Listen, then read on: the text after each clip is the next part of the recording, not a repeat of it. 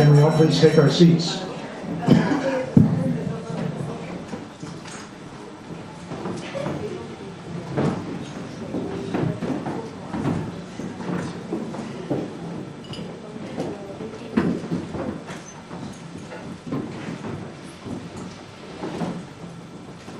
This is the third annual presentation of the James Lawson Awards.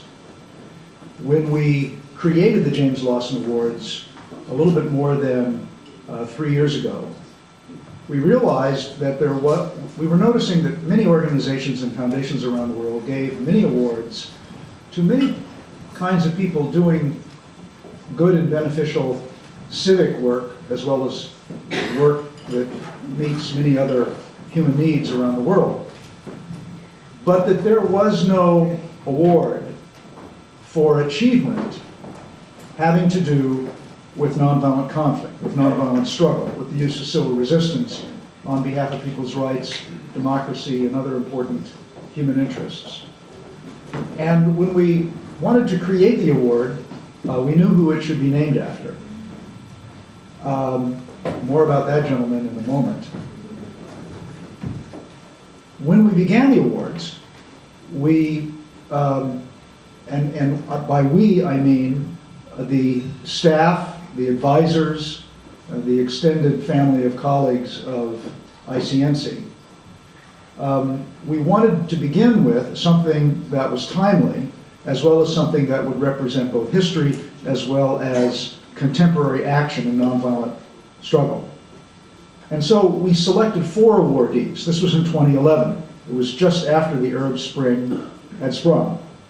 And those 4 awardees were Ghada Shahbender, who had been someone involved in many campaigns prior to Tahrir Square, and therefore represented the development and the building of a movement and the need for specific campaigns on many different issues before a system change of some kind could be attempted. Also receiving an award that year was Ladan Tetthong, who had been an extraordinarily successful diaspora-based international activist and organizer on behalf of the cause for freedom for the Tibetan people. Also receiving an award that year is someone who is with us tonight, and that's the very courageous and extraordinarily intelligent and now remarkable teacher of our own subject, the Bahraini journalist Nada El-Wadi. Nada?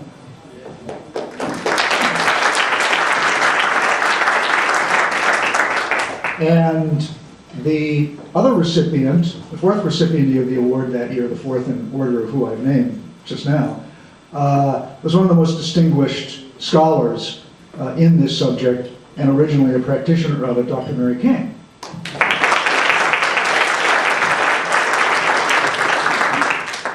The award was conceived for not only activists and organizers, but also for scholars and journalists, so that the generic name of the award is the James Lawson Award for Outstanding Achievement in the Study, or the Practice, or the Reporting of Nonviolent Conflict. The second year that we gave the award, which was last year, we felt that there was a struggle that was in great need, and someone who had been historically the center of that struggle. It was a struggle for democracy, genuine democracy in the Maldive Islands, a nation in the Indian Ocean. Just a few months before FSI last year, there was a coup in the Maldives, and the first democratically elected president of the country was expelled from office. I won't go into the circumstances of that, but we felt that because he had led the nonviolent movement which had produced the first genuine democracy through the first free and fair elections, he deserved the award that year, and he came here to receive it. And we also knew that by giving him the award, that would lend him just a little bit of extra margin of protection, because he was under threat. He was under physical threat, and still to this day is under physical threat, even as the Maldives approaches another election. So there had been backsliding, and now we have another chance at reconsolidating the democracy. This year, after events in Syria and other countries, and more recently in Turkey, we recognized that the phenomenon of civil resistance was being taken up in ever more places around the world.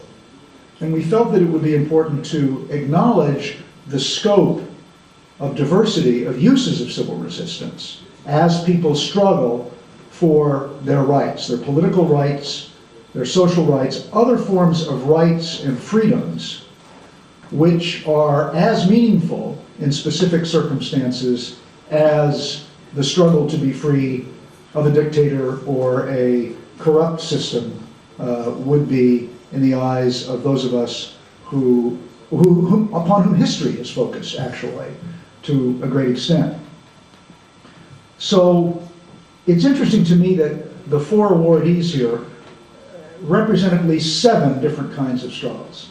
There may be more. As I acquaint you with these 7 different kinds of struggle, you'll probably think of many more than each of these people represents. At least 2 of these awardees, and probably 3, represent struggles against authoritarian regimes. At least 2 of the awardees, of these 4, represent struggles for women's rights. At least one of these awardees, and perhaps more than one, I can think of perhaps 2, were struggles against racial or ethnic profiling or systemic injustice in their countries. There is at least one awardee, and potentially 2 if you think it through, who represent struggles for the rights of indigenous people and local communities that wish to preserve their authenticity, their culture, their customs against threats from the outside, which are driven usually by an authoritarian or autocratic government. There are 2 struggles represented among these awardees for environmental protection and environmental rights. In a certain sense, at the time of their struggles, all 4 of these awardees represent struggles against corruption. And they all represent movements for political rights and authentic democracy. So you can see the level, the strata of how freedom and rights are sought in various different kinds of circumstances, and also the relevance of civil resistance in each of these circumstances. So we felt that this would, once again, give you a picture of the world as it should be seen, as a world full of constructive work and campaigns and movements for liberty on a global basis. To introduce the awardees and invite them up, we've selected people who have a special affinity for the individual involved and the question that that individual represents. So to introduce our first awardee, I'd like to invite up to the podium a woman who has been associated with our organization for several years as a staff member, as an advisor, as an expert on media, and now as an expert on corruption, given a new book that she has coming out on anti-corruption struggles around the world, and that's Shaska Byerly.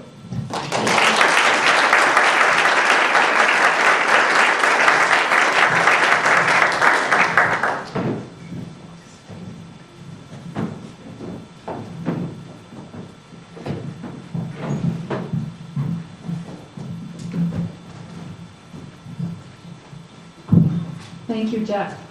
Can you all hear me? Okay. What anti-corruption struggles are one of the most common struggles embodying civil resistance and incorporating civil resistance around the world. But you may think, oddly, how come we don't hear about them?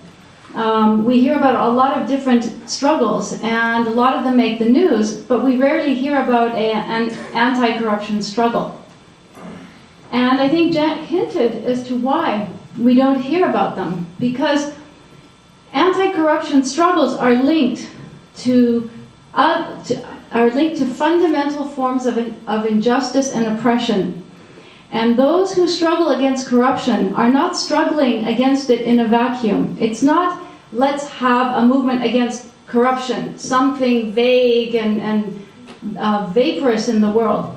Corruption is concrete. It affects people in their everyday lives. It harms them, it can kill them, it can destroy their chances for a decent living, it can destroy their chances for their children to have a decent future.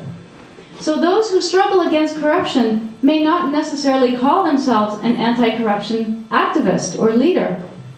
And yet, when they start seeing injustice in their society, and when they decide that they want to take action, they start hitting against the wall of corruption.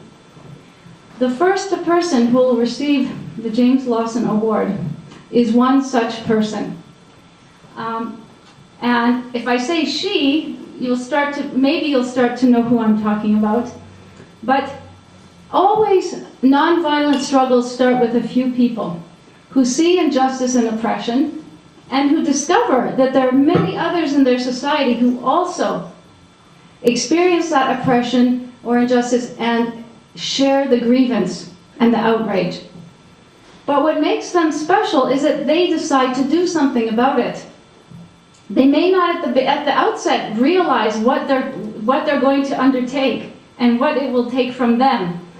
However, they decide they cannot continue living like this anymore. Something has got to change, and a few people have to start somehow. And what they start doing is they help other people around them overcome the apathy and cynicism and genuine fear they may often have. And they give rise to the voices of all these people.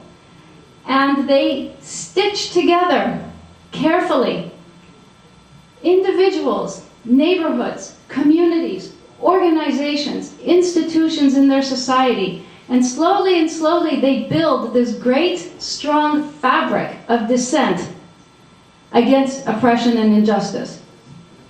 The person that will receive this award, indeed all of them, but I will stick to the person I will introduce, is someone whom I first met through research on nonviolent civil resistance campaigns and movements targeting corruption. Through her personal dedication, her integrity, her courage, she embodied the legitimacy of citizens' demands, and she harnessed their demands to raise all of their collective voices into one voice against multiple power holders in her society and across borders to other parts of the world. And she illustrated how in so many cases corruption is horizontal. It cuts across the political spectrum, different sectors of society, and it even cuts across different countries all at the same time. She and her fellow citizens harness the power of people to engage in positive, constructive confrontation. And if you hear the word confrontation, many of us who may work in multilateral development institutions, in donor agencies, even in NGOs, may think, oh, confrontation is a bad word. We should not engage in confrontation. However, I'll never forget something that Reverend James Lawson said in the film Freedom Riders. He described nonviolent action as your dignified, disciplined confrontation of the wrong. And that's the difference between positive, constructive confrontation and negative, destructive confrontation. And I hope we don't forget that, because we get bombarded with a lot of negative messages about confrontation. This positive confrontation involves what this recipient does every day. Refusing to continue to live with injustice and oppression, mobilizing fellow citizens to non-violently challenge and disrupt systems of corruption. And last but not least,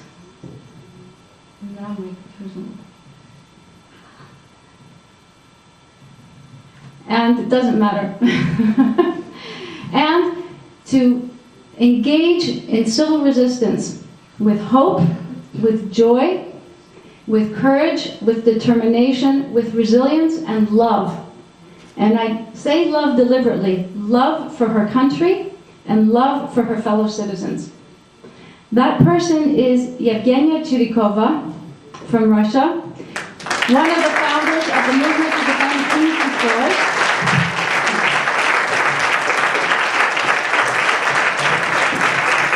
And I'm deeply honored and humbled to introduce her.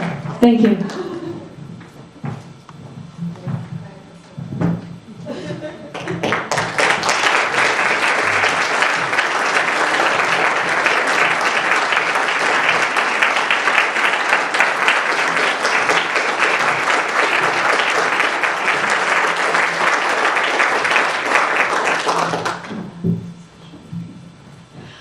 My dear friends, I want to say for you, thank you very much.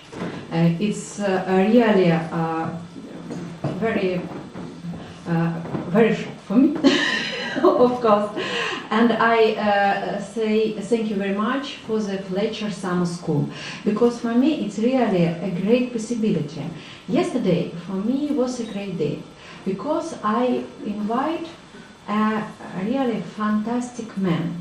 I say about Oliveira from Cochabamba, because it's man really can beaten international, very strong, big company, transnational company. It's my dream. I want to make it in my country. And I understand one important thing. We don't have a local problem. We don't have a local problem in Khimki forest, in Cochabamba, in Africa. We have a big problem in our small district, because before this project stay really very strong corrupted officials, very strong international companies, and I understand yesterday that we needed a new law, a new work law. According of this law, we needed arrested accounts of these transnational companies who destroy environmental, who prepare corrupted scheme, and who working in project when beaten activists, beaten citizens, who decide save their motherland. And I believe that together with with these wonderful and amazing people, we can make it. And thank you very much for you. Thank you.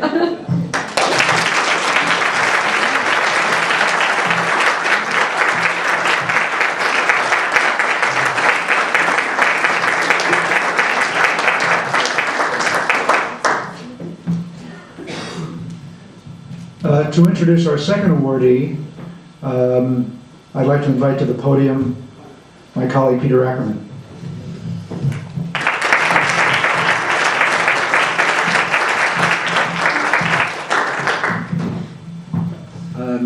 As I indicated when I introduced myself to you the other night, that we've been at this for a long period of time, and I'm going to give you a more detailed history when I speak tomorrow. But when you do this for many years, certain things stick in your mind that you find surprising. But what sticks in your mind that you find surprising is also the thing that's the most motivating. So my friend to my left here basically is responsible for two images in my mind that have been incredibly critical for me to continue the enthusiasm I feel for what we're doing. And the other thing I'd like to say is that the people who are here, who are activists, they're taking risks. We're not taking risks. They're taking risks. And sometimes you don't appreciate the significance of what you do and its impact on others who you might not even know but are touched by a movie they've seen about you, or what they've heard about you, or an idea that you transmit. And that's the case here with Kusta. So let me tell you two stories. to illustrate this point. The first is that I don't believe that there's anyone in this room who has seen these movies more times than I have. And you link this with, as some of you know, that my older son is a wrestler who, by the way, spent almost a year of his life in Belarus, of all places, training. And he had a wrestling coach who basically said, Peter, no pressure, no takedown. And the sport is all about pressure and creating your opponent's imbalances, making them lean the way they don't want to lean, put them off balance. And I remember in the movie A Force More Powerful, there was this picture of this man saying, we won't buy a box of matches on Sunday. And then a little bit later, Monday. Was it Monday or I thought it was Sunday or Monday. D-Day is Monday. But I thought the second part. So obviously I forgot the day. But when I would tell people to look at this, I would say it's the dialogue he had with Steve York, our partner who produced these movies, where he talked about how this boycott created pressure, and then we were there, and you saw it in the movie the other night, to give them the push, the push, the push. And to me, to describe what that is, the push, the push, the push, is very, very important in the work we do. Story one. Story two. Has anybody seen, how many of you know the movie Top Gun? Okay. For those who don't know it, it's a story about a great naval war pilot who goes to the most professional naval war school, a pilot school in America. And it's played by Tom Cruise. Who knows, everybody know who Tom Cruise is? Raise your hand. More people. Anybody doesn't? Well, if you do, then I'm sure everybody does. But so what you see is this movie about Tom Cruise, and he's a fantastic looking guy. He plays volleyball, he's ripped, and he has a thing around his neck, and he's going, 1,000 miles an hour, and he's literally in his plane, and it's all very glamorous. But when you actually introduce yourself to the people who actually do that in real life, they're generally people who, if you stood next to them in an ice cream store, you wouldn't know what they did for a living. They're short, they might be slightly balding, but what they can do, which you don't know they can do, is they can basically turn upside down and fly as well upside down as right side up. There's no correlation between their looks and their capacity to do this job. Now, why is that important? So, I remember an event we had, I guess it was 7 or 8 years ago, at the Asia Society. Maybe you remember this, Kusta. Now, the Asia Society is a very beautiful building with an amphitheater that goes directly up like this. And we showed 3 of the Force More Powerful stories. The first was the Indian independence, the second was Nashville, and the third was South Africa. And after it was shown, I got up, and I said, look, these are wonderful stories. You see the common elements. Unfortunately, one of the people there is now dead. He's been assassinated 47 years ago, so we couldn't bring him. We do have Bernard Lafayette with us, and he got up and he got polite applause. And then, and I remember this was just so amazing, I said, we also have from South Africa, M. Kiseli Jack. And it was like everyone was hit with a shock in their chair. And they start to look around. Where is it? Because what they saw was, we won't buy a box of matches on Monday or Sunday. Monday. This skinny guy with his hair out to God knows where, looking like the Tom Cruise of this kind of activity. And what happens is that I asked him to stand up. He was right in the middle of the amphitheater, and he stood up. And all he had on, you don't remember this, is he had on a black suit with a little thin tie, very unfashionable. And he got up. He was a little pudgier than he was then, less pudgy than he is now. And he got up, and people went crazy because what they saw was a man who took a real risk. A man who had the ability to lead people and to take this kind of risk and provoke world-shaking change. So these 2 images, the one that I saw in the movie I've seen 58 times, And the one that I actually experienced that day at the Asia Society is the story about Kusta. Now, you see Kusta today, he's playful, he's intelligent, he has a lot to offer everyone around the world in terms of what his knowledge is. But the fact is he was in the middle of deadly serious business that required a great deal of personal courage. And for that, I want you to come up and take the Lawson Award.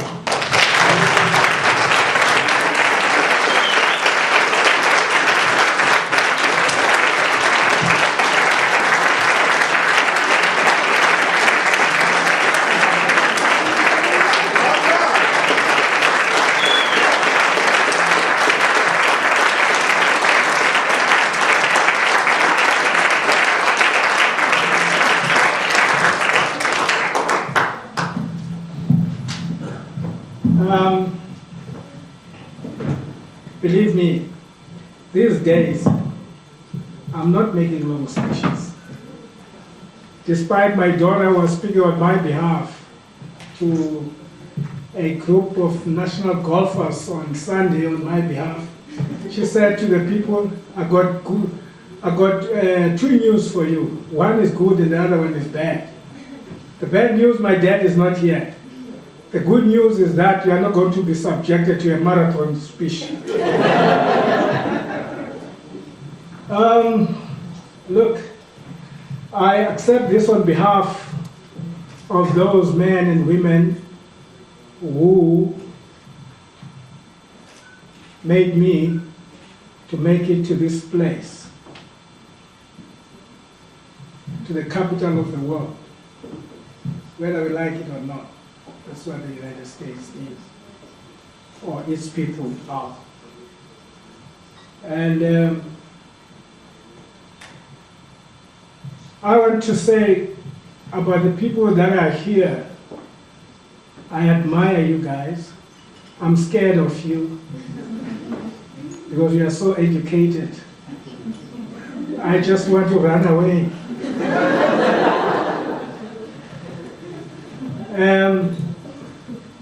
In April, I was in Mexico in a project supported by Peter Ackerman's ICNC and Jack Duvall. I met wonderful young people. I got highly inspired. They are driven by a slave driver called Al, but his name, the only Latino name that I know I can call it properly, Alberto. Although it's Italiano, that's the best I'm going to sound Spanish. He is a slave driver. He was driving young people. I couldn't believe a person can do that. And I went back to my country. I can tell you anyone was prepared to listen. I told them the story. But Peter, keep up doing what you are doing, because honestly, Oscar's story is as bad as mine. I mean, to move from obscurity, where you had no family that had a name before, and find yourself standing in a place like this is not a small thing. On the basis of all that, I am going to dedicate this great award, which will sit deep into my heart and will occupy the best spot at my house or my office. I dedicate it to the struggle of the people of West Papua.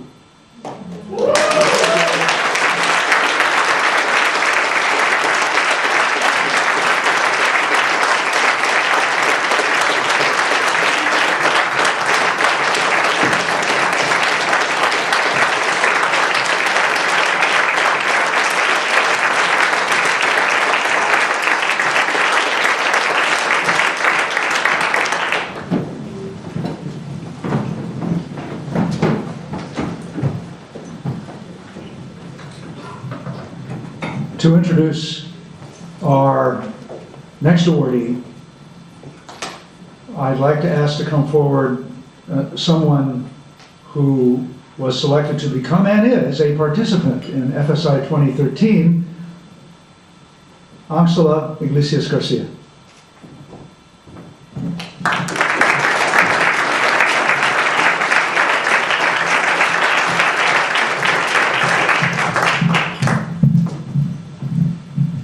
Hola, no solo voy a presentar yo al próximo ganador, sino también Greg.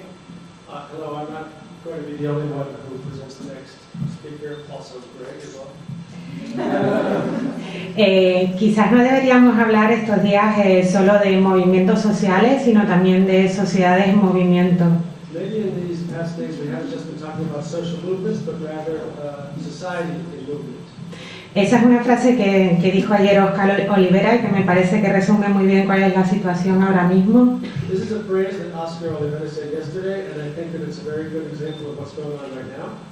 Y sobre todo de lo que a mí me parece que nos ha sabido transmitir a todos, un sentimiento de solidaridad global.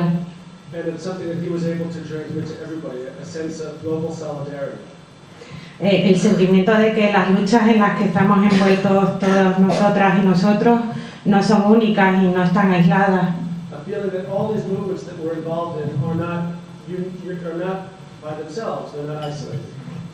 Sino porque nuestras luchas no están solo relacionadas con un gobierno específico, con una situación específica, Because our struggles are not just related to one particular government or a specific situation.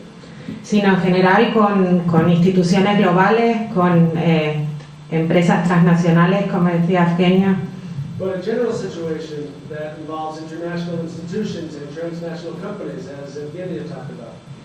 quizás todas nuestras luchas tienen más bien que ver con un sistema. Maybe our struggles have more to do with the system. Y por eso me gusta tanto ese sentimiento de solidaridad global que nos ha transmitido Oscar Olivera. And that's why I like so much this idea of global solidarity that Oscar Olivera has transmitted to all of us. Y también me gusta mucho la generosidad que muestra después de haber ganado su lucha para ayudar a muchos otros a que también ganen. And I also like the generosity that he's shown by, after having won his struggle, helping others to win theirs.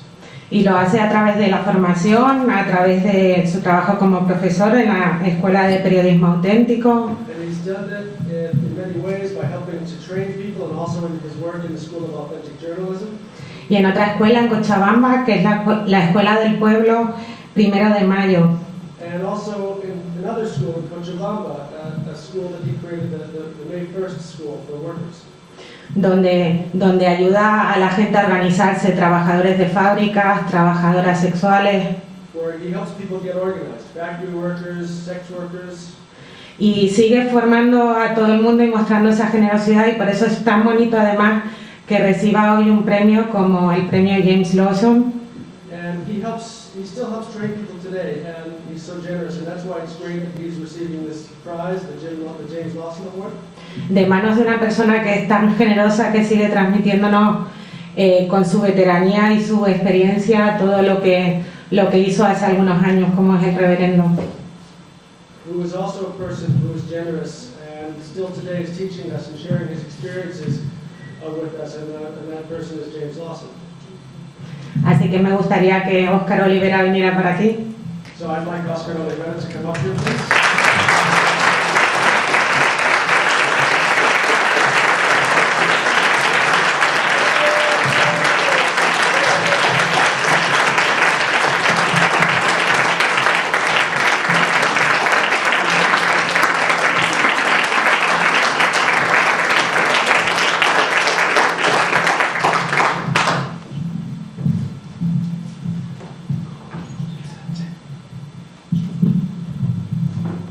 Bueno, primeramente quiero agradecer por este premio Well, first off, I'd like to say thank you for this award, y lo recibo a nombre de mi pueblo, and I'm receiving it on behalf of all of my people. porque si estoy aquí es gracias a esa lucha que de manera unida, organizada y generosa hizo posible lo que hicimos en Cochabamba. And if I'm here, it's because of that movement that through its unity and organization and force did what it did in Cochabamba. Y este es un doble sentimiento de gratitud porque recibo además este premio de manos de James. And I'm even more grateful because this award came from the hands of James, Que en la práctica resume lo que son nuestros pueblos. who in his practice sums up what our peoples are. Esa generosidad, esa sabiduría This generosity, this wisdom, y esa integridad absoluta y total. this absolute and total sincerity, Y de que jamás debemos perder la confianza en nuestros pueblos. and that we should never lose faith in our peoples. Yo decía en algún momento que estamos en una época no solamente de resistencia, sino también de construcción. I said at one point that we're not just in a phase right now in the world of resistance, but of construction. Y aunque quizás voy a utilizar un término bélico que es parte de ese espacio que se llamó la Guerra del Agua el año 2000 en Cochabamba, And even though I might use a term that sounds a bit warlike, that was part of the vocabulary used by the water war in Cochabamba, tenemos armas que pueden destruir de manera pacífica las armas más poderosas que tiene en este momento el sistema, el capital. we have weapons that can destroy even the most powerful weapons that this economic system has. Y más que destruir, quizás podemos hablar de manera más generosa de desmontar, de desmantelar, de desarmar esa estructura que nos oprime y que nos roba todos los días.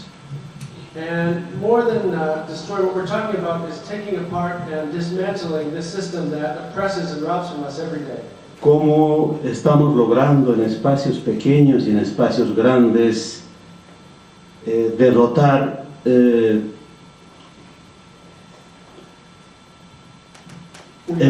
individualismo con la solidaridad.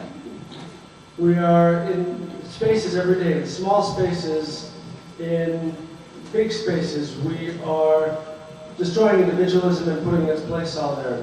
Estamos venciendo a la apatía con la organización. We're defeating apathy with organization. Estamos venciendo el miedo con la recuperación de la confianza entre nosotros. We're defeating fear with the recovery of the trust that we all have in one another. Y estamos asistiendo en todo el mundo And we're resisting in all the world de que los pueblos no estamos dispuestos a seguir viviendo de rodillas. we're showing that people all over the world are no longer willing to live on their knees. Es decir, los pueblos nos estamos poniendo de pie. In other words, we can say all of the peoples of the world, we are rising up on our feet. Y ese ponernos de pie entre todos y todas And this standing up, this rising up amongst all of us, women and men, será como lo está dejando nuestro hermano James, will be like James is showing us, our brother James, la mejor herencia de dignidad, de lucha y de valor para nuestros hijos y los hijos de nuestros hijos. the best inheritance of dignity and struggle that we can give to our children and to our children's children. Muchas gracias. Thank you very much.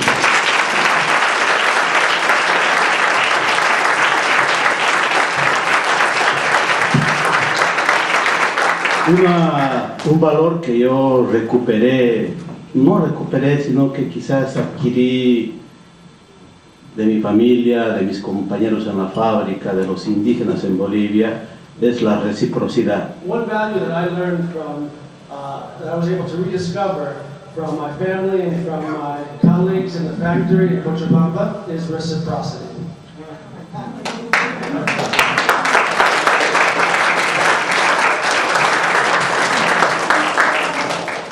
Entonces yo quiero entregar en manos de James, en manos de So I'd like to deliver here into your hands, Jack, into Jack's hands, una pareja de indígenas a pair of indigenous people que están de pie, that are standing up on their feet. que es una familia It's a family, y que llevan sobre sus espaldas una gran vasija de agua. And on their back is a large jug of water. Esto significa que la lucha no es individual, que la lucha es colectiva, This demonstrates that the struggle is not individual, it's collective, que existe una gran generosidad y amor en esta pareja, that this couple shows great generosity and love, y que ese esfuerzo por llevar el agua and this effort to carry water es un gran esfuerzo por llevar la vida hacia la dignidad. is a great effort to bring life to dignity. Muchas gracias.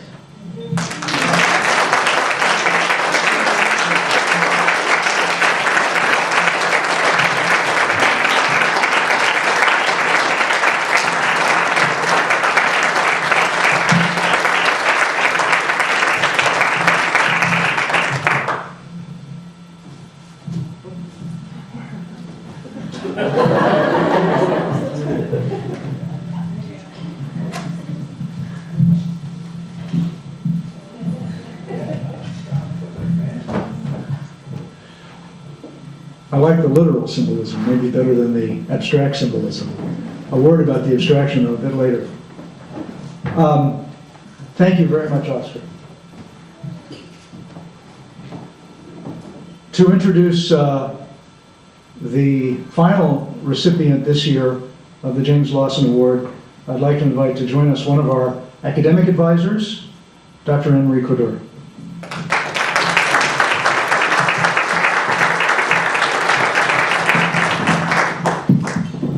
Thank you, Jack, for giving me this amazing opportunity. Like every year at FSI, it's such an amazing honor and privilege to be sharing these moments, these very moving moments with people who are so dedicated, so courageous, and who are all of you are my personal heroes. And I'm very happy to introduce to you the last recipient of the James Lawson Award today. You have all met her, you have heard her speak passionately about her struggle on behalf of her people, and I'm not going to keep the suspense very long, not like Shaska did. I don't think I will be able to do that, but I met her the first time in 2008, and since the first day I've met her, I've been so inspired by her work, especially on behalf of the women of Zimbabwe, and now you know exactly who I mean. Jenny Williams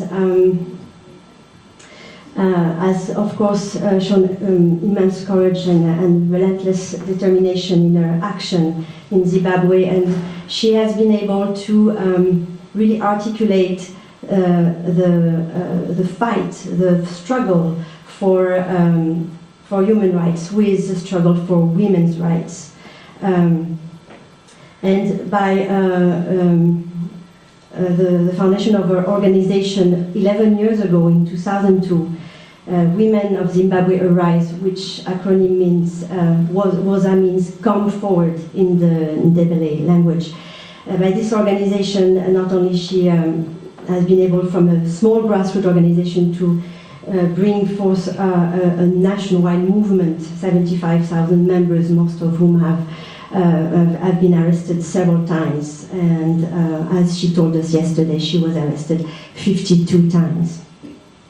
This movement not only denounced all the human rights abuse and all the corruptions of the Mugabe's regime, but also encourages women to stand up for their own rights and freedom and to empower them as leaders in their community. Her work and her organization has been recognized numerous times all over the world by Amnesty International, by Human Rights Watch, and even by President Obama, whom she calls Brother Barack, and who gave her the Robert Kennedy Human Rights Award at the White House in 2009. And quoting President Obama, he said that WOZA has shown the women and the people of Zimbabwe that they can undermine their oppressor's power with their own power, that they can sap a dictator's strength with their own. And wouldn't that be great if US foreign policy would back up those words? So we know, yes, we know that when you're going back in a few days to Zimbabwe, your task is going to be immense, because on July 31st, there's going to be the election in Zimbabwe, and you're going to need all the strength, all the force that you can gather, and I wish we could all be with you, and we will be with you. And one of the most moving things I think that I find in your movement is that you have such a beautiful poetic language. You really are inspiring people through the use, for instance, of symbols like Valentine's Day. February 14th is the day of the birth of Woza, and every Valentine's Day you celebrate the power of love, and you march for love. And just to quote an article from The Guardian in 2009, they said about you that you are one of the most troublesome thorns in Mugabe's side, but I think you are the thorn and the rose. And I am so inspired, we're also inspired by you, and all of us need to be thorny roses, and I have one for you. Thank you so much, Jenny. And I would love for you to receive a rose.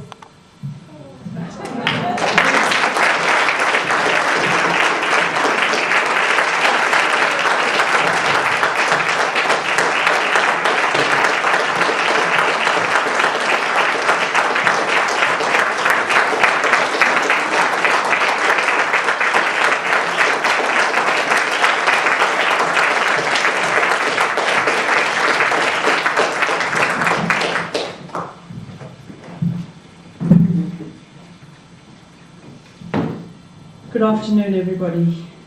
Thank you very much for this award. I've received many awards, but for me, to get an award here from Reverend James Lawson, from ICNC, from all of you, is one of the most important awards, because you are recognizing me as someone who's doing the same thing as you're doing. And many times you'll hear the phrase that a prophet is never a prophet in their own country. Well, today, thank you for making me a prophet in your own country. But today I receive this award not on my own behalf. I receive it on behalf of Esther Ngulube, who died just last week in Zimbabwe. She's one of our Woza activists. She's 76.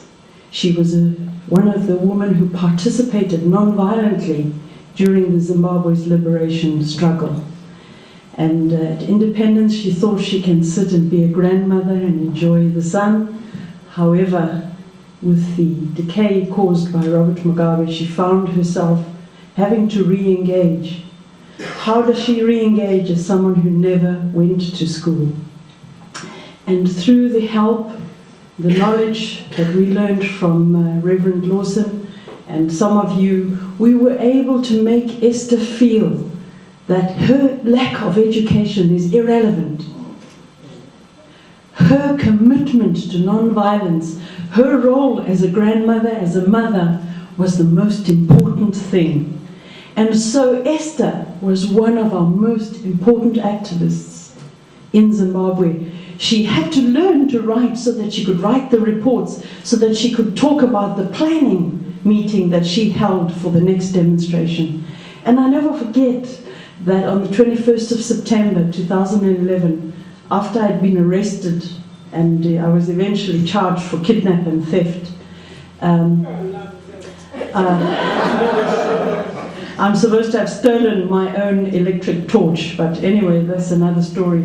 But as I sat there in the police vehicle under arrest, the truck was not moving, and we were wondering what's happening. And eventually, surrounded by 4 riot police, came Esther. And she's 76, she doesn't walk very well anymore, but she's always in the front of the demonstration. And I said, Gogo Gantuyenzeni, grandmother, what did you do? And she said, Hi, utanami pageti. Batini tauni. My child, she said, they said I'm not supposed to have come to town today. And that was what Esther's crime was. The fact that she had not only come to town but held the banner in the International Day of Peace was beside the point. But Esther found meaning. She found a way that she could be a full citizen in Zimbabwe because of her knowledge that we were able to give of strategic nonviolence. And so this award I really receive on behalf of Esther today. Thank you for helping me to make Esther's life have meaning. Thank you very much.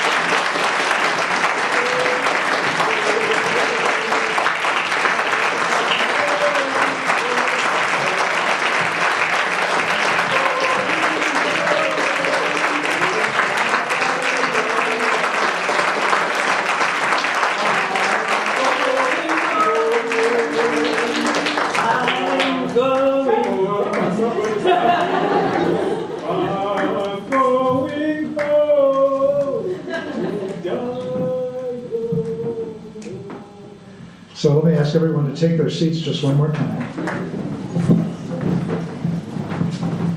No, the awardees, please remain up here.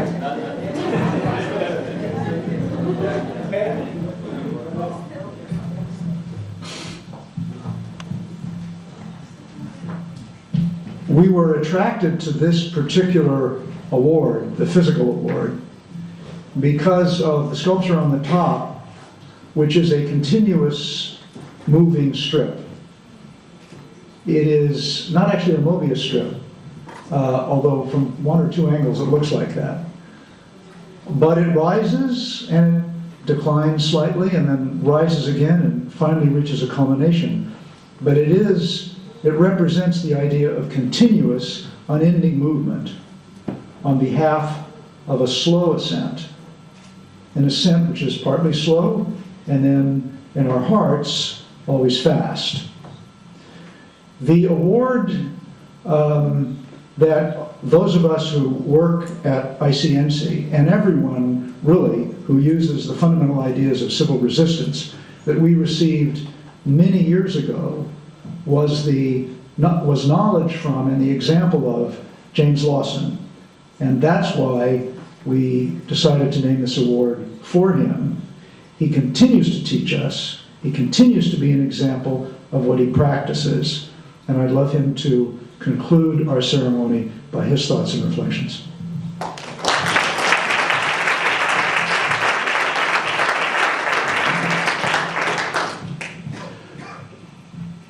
In many ways,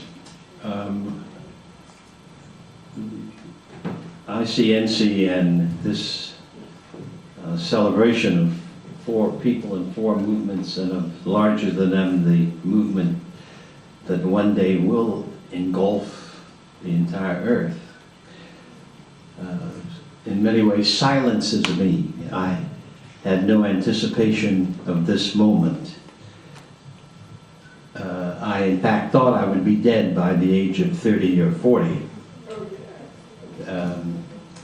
And that I have lived on makes me recognize I have a real responsibility to work and to continue. But how I feel about this occasion and this award, I think, is expressed best by these 4 people, about whom I have read off and on for a good 10 years, and who represent this growing edge in the human family to replace the old traditional tools of hostility and hate and the fist and the sword and the bomb with that hidden history of the human race that has only in the last 20, 30, 40 years begun to be recovered.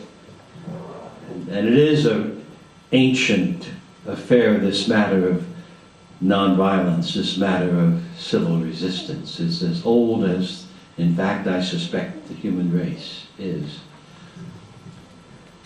And so in these 4 people, in their movements, they represent all of us, and that's how I really feel about this moment.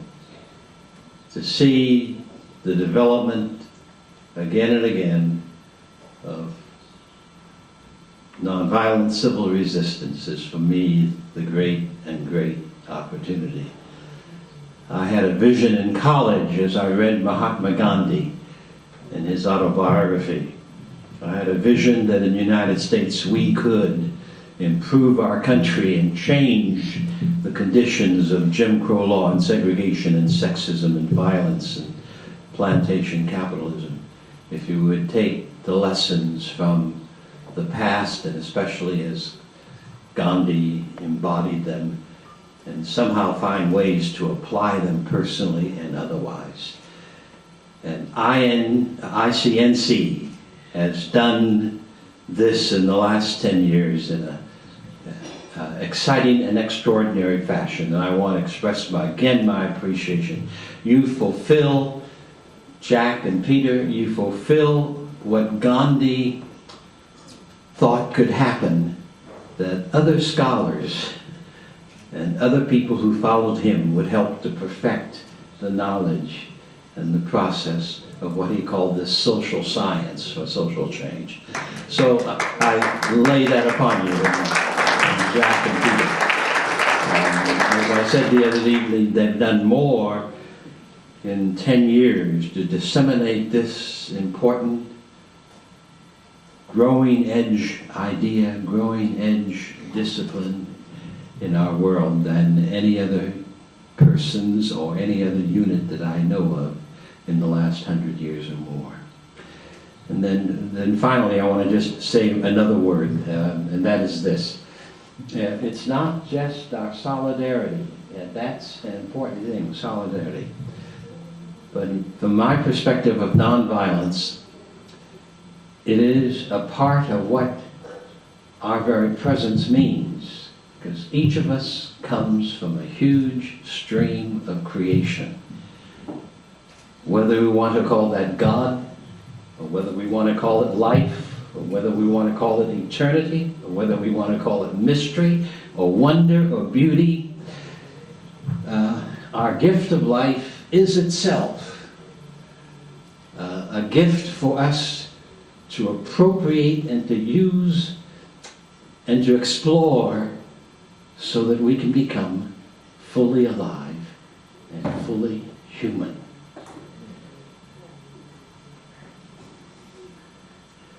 The solidarity of the human family. And much of what we've been talking about this week and this morning especially, each of us has a journey that is no doubt within the context of family and genes and circumstances, but that journey in a very personal way for each of us, because it is precious personal gift.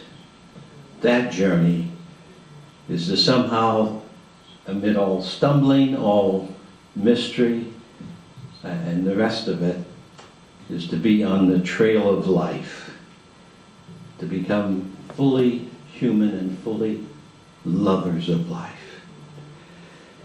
A theologian of the 4th century from North Africa said that the glory of God, and I would like to add to it, the glory of life, the glory of creation, is a human being fully alive.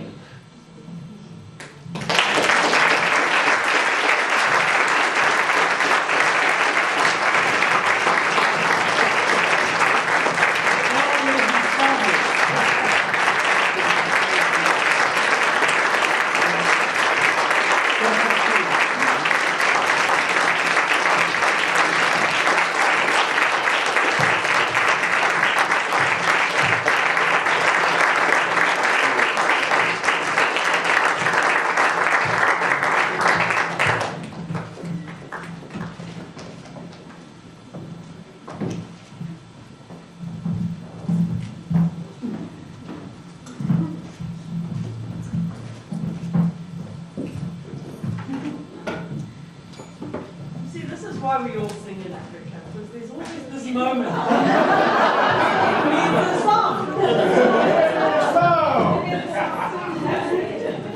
Well done, Zimbabwe. I thought you were going